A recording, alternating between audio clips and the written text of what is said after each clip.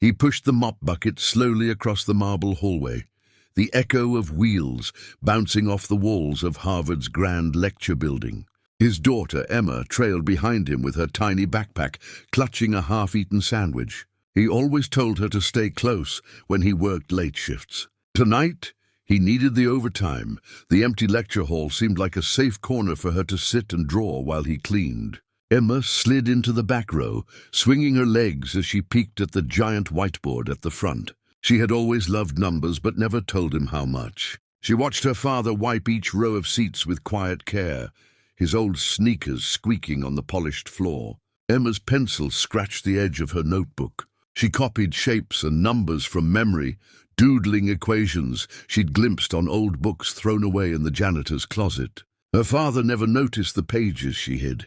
He just smiled when she said she liked to draw. That night, her eyes wandered from her paper to the big whiteboard covered in faint markers from lectures earlier that day. She imagined herself standing there solving something big. The heavy doors opened suddenly, making her jump. A group of well-dressed people walked in, led by a tall man in a black blazer, his voice sharp as chalk against a board.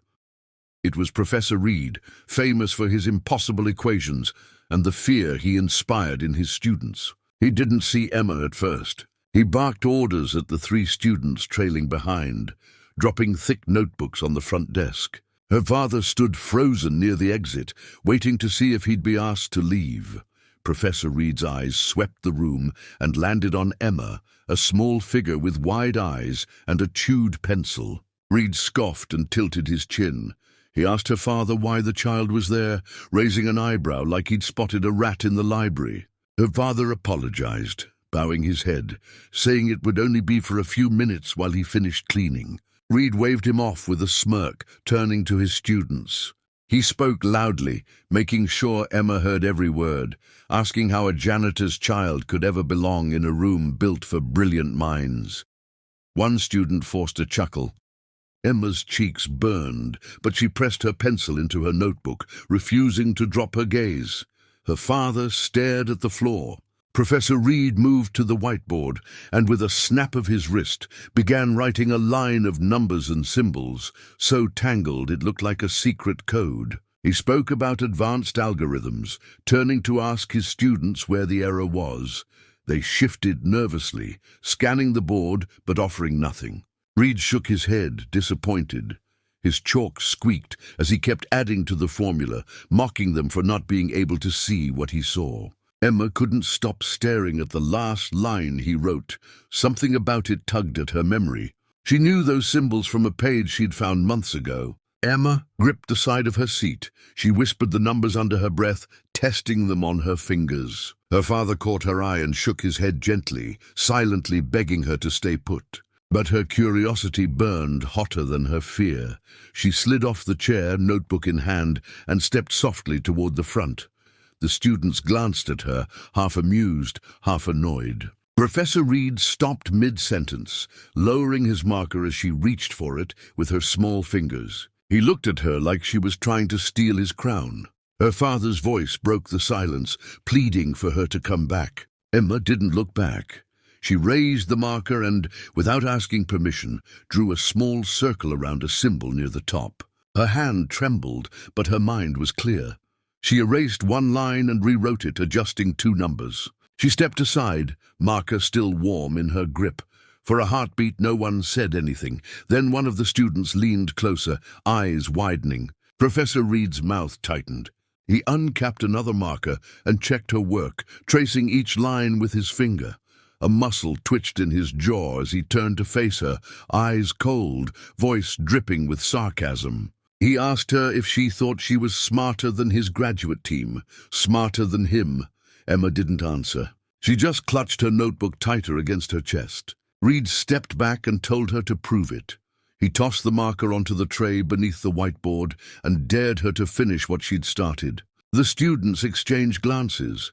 Her father took a step forward, but Reed raised his palm, stopping him like a guard at a gate. The room felt heavier now, like all the air had gathered around Emma and waited to see what she'd do next. Emma looked up at the rows of numbers and saw puzzles instead of barriers. She took a slow breath, pushed a strand of hair behind her ear, and grabbed the marker again. Her father held his breath, fists clenched at his sides. She drew another line, then another, her eyes darting between symbols like they were old friends.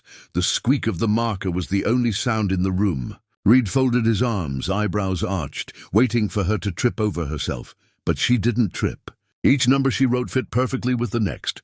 She didn't hesitate once. The room seemed frozen in time as Emma's hand moved across the whiteboard, her small fingers steady despite the weight of every eye in the hall pressing on her back. Each line she wrote connected pieces the graduate students didn't dare touch. One student pulled out his phone, trying to check the formulas she was writing, but he couldn't keep up. Her father's eyes shone with worry and disbelief. He'd seen her scribble numbers in old notebooks, but never imagined this.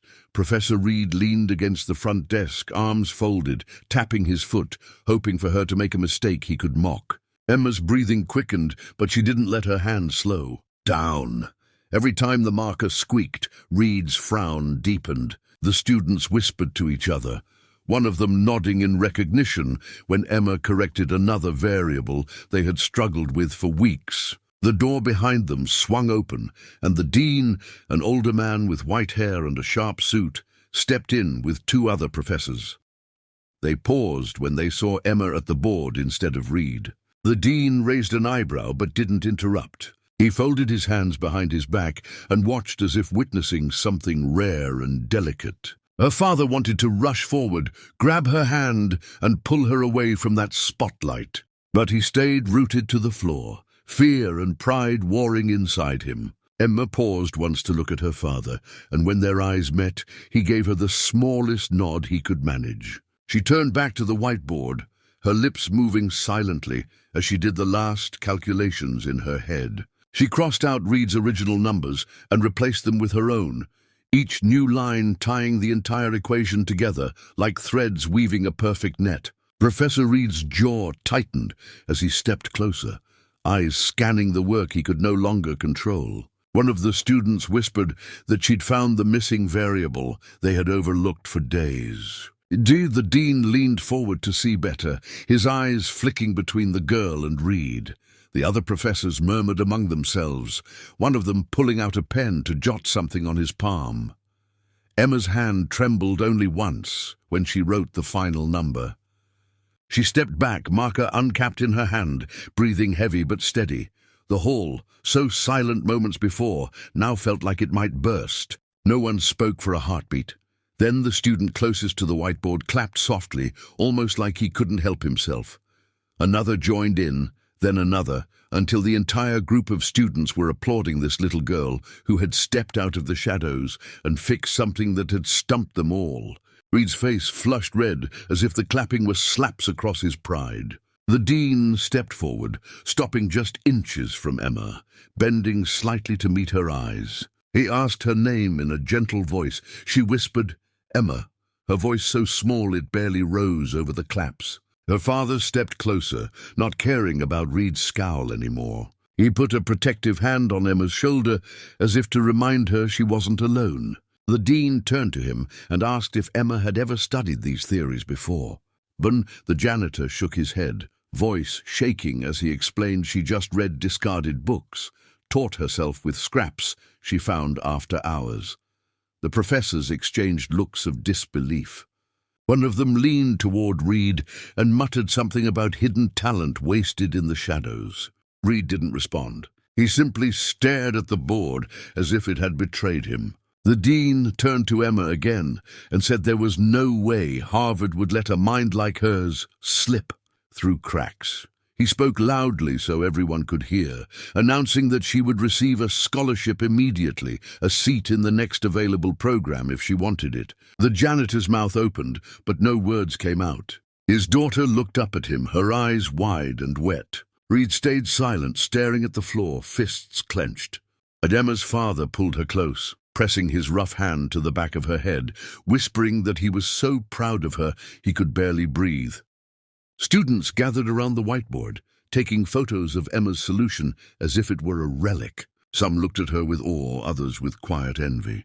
The dean told her father that his daughter belonged here now, not just as a visitor, but as a mind to nurture.